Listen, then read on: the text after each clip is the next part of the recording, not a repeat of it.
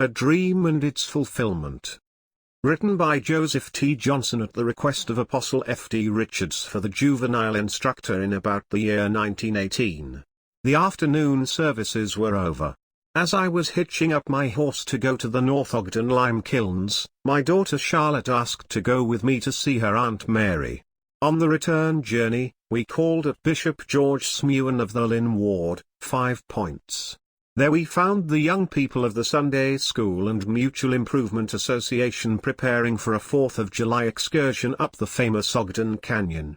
My daughter Lottie begged hard to accompany them, but the Spirit of the Lord impressed me most forcibly to withhold my consent, which I did in spite of tears and entreaties, even going so far as to try to induce the rest of the party to refrain from going. Sister Smuin came to the rescue at this point, and, to atone for my little girl's disappointment, invited her to go there in the morning and swim in the ice pond with the rest of the little ones. The pond was clear as crystal, safe and secluded, the private property of the bishop, and I readily consented to her being a member of the party. The 4th of July dawned bright and fair, and the canyon party set out as per programmed. During the Sunday night of July 3rd, I had a strange dream, the interpretation of which was withheld from me.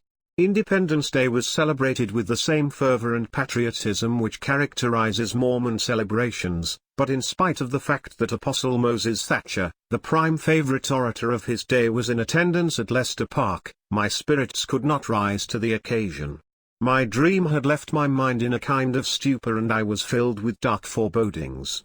My wife, having a severe headache, I entertained the children on the lawn, running races for peanuts, matching them up so that all won a prize, to their great delight and satisfaction.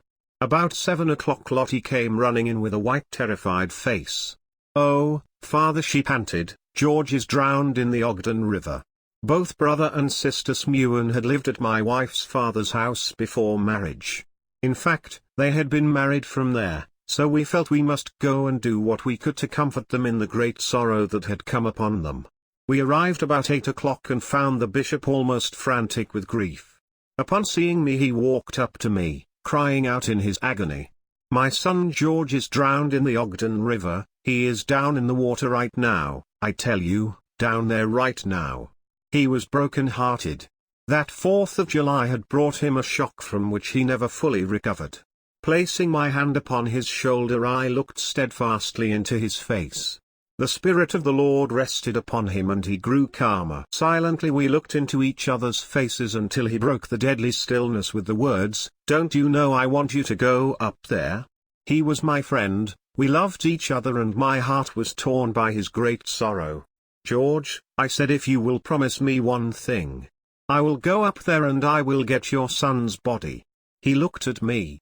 All through that long summer afternoon 150 of his friends had diligently sought for that precious body. It was now bearing 10 o'clock, but still, the body had not been recovered, so as I made the promise he gazed at me.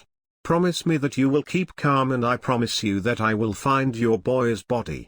"I will," he murmured, and then hastily changed into borrowed clothes. I set out with the assurance in my soul that I would not fail him. My patient old horse seemed to know the importance of the mission upon which we were engaged and set out briskly, and never shall I forget that night's work. For night was now upon us, and presently the moon lent her aid, and when about 9 miles from home I met the bishop's counselor, Brother Rasmus Christopherson, returning from his fruitless quest. All afternoon he had stood faithfully at his post, and now he said to me, "Brother Johnson, I do not think you can do anything up there." "At least," I said, "I can guard the sacred spot." Then he answered, "Since that is the way you feel, I will return with you." We soon reached the spot where the boat was fastened, and there we found other members of the search party. We stepped into the boat when one of our number said, "I don't think we can do anything up there tonight. It is no use going. If you have any more thoughts like that in your head," I said, "keep them to yourself. We have come up here tonight for that body, and we are going to get it." At this point, 2 other brethren, named Smuin and Thomas, hailed us from the bank. They had very wisely brought grappling irons with them. We pulled to shore and held a short consultation. The excitement was intense. Just then, like a flash of lightning, my dream of the night before, with its terrible interpretation, came to me. Guided by it, I directed the movements of the company, which was now 7 in number. I reminded them that our God is a God of order, and suggested that we organize ourselves.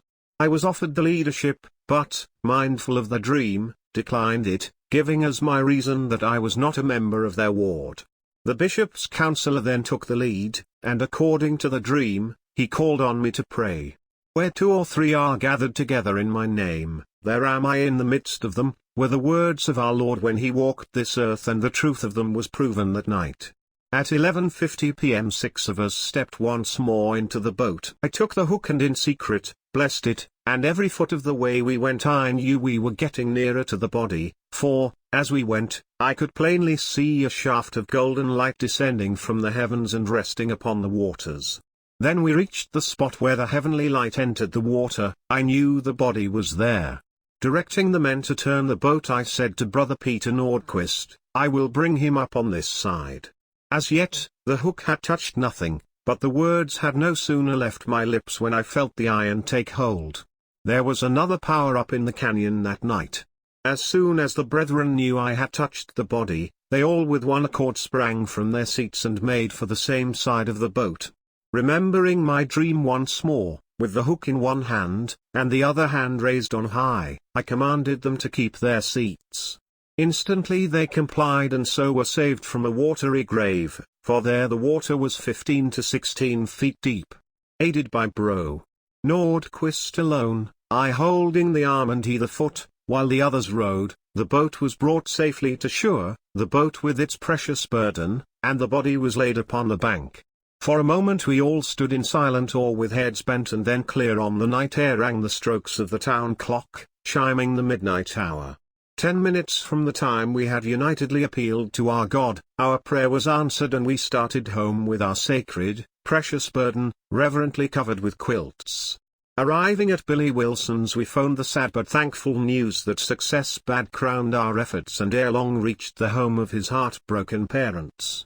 Thus was every part of my dream fulfilled, even to the discarding of the never-to-be-used-again bathing suit. Having done all that human power could do for a suffering, sorrowing, well-loved friend, we returned home, arriving about 5 o'clock in the morning.